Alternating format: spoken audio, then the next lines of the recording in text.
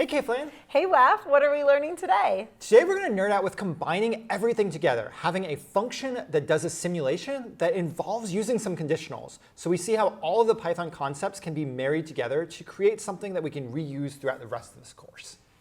So to do this, we're going to go back to this idea of a function, where we learned earlier in this course that we can write a function by using the word def and then the name of the function.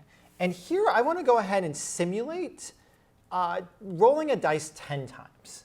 So I'm going to do def sim 10 rolls. And open and close my parentheses. So this function is going to take no function arguments, but this is going to be a function that returns a data frame. So that we're able to do a complete simulation within a function. And to do this, I'm going to use the 6 steps to do the simulation, and at the end, return the data frame that I create. So to do this, I'm going to do step 1, which is to create an empty list. So data is equal to an empty list. Step 2 is I'm going to go ahead and create a for loop. I see I want to simulate 10 rolls, so I'm going to do for I in range 10, have a colon. And now I'm indenting twice because I'm both inside my function and inside the for loop. And here I'm going to go ahead and simulate 10 rolls. And I'm going to say my roll is equal to random.randint 1, 6. And I want to do a second thing in the real world event. I want to also note if I've won. And let's say having a roll of 6 is winning. Perfect. So I'm going to go ahead and just have an if statement and say if roll is exactly equal to 6, then I'm going to say win is equal to yes if I win. Otherwise, I'm going to say win is equal to no. So I'm assigning a string either yes or no to win based on whether or not the roll is 6. That sounds good. And then I need to accumulate all of these real-world variables into a dictionary, my 4th step in simulations. To do this, d is equal to a curly brace. My first real-world variable is roll, so roll in quotes, colon roll.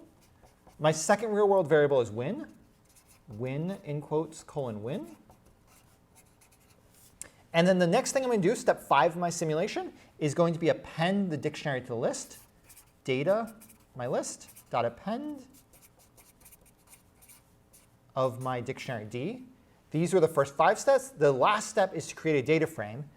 df is equal to pd.dataframe of my list data. Here we've done the entire simulation. We've got a data frame. And the last thing I want to do is now, because this is a function, I want to return a value from the function. The value we're returning here is actually an object, and the object is this data frame. So when I do sim 10 rolls, I'm actually going to create a data frame that has a total of 10 rolls.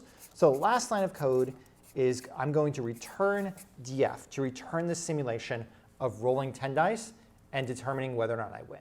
So Karle, it looks like you're already working on this over in Visual Studio Code. I was like, this is a lot to type, so I'm going to go ahead and get started. So I'm on the real world variables step, and I'm going to say if roll is exactly equal to 6, then win is equal to yes. And then I want to add the else, win is equal to no. And after that, Karle's done all the real world events. Next thing is to accumulate all of the real world events in a dictionary. We've got both roll and win. So Karle's going to be accumulating 2 different variables inside of that dictionary. Yep, so I have roll first, and then now I have win, and then I'm going to do data.append d.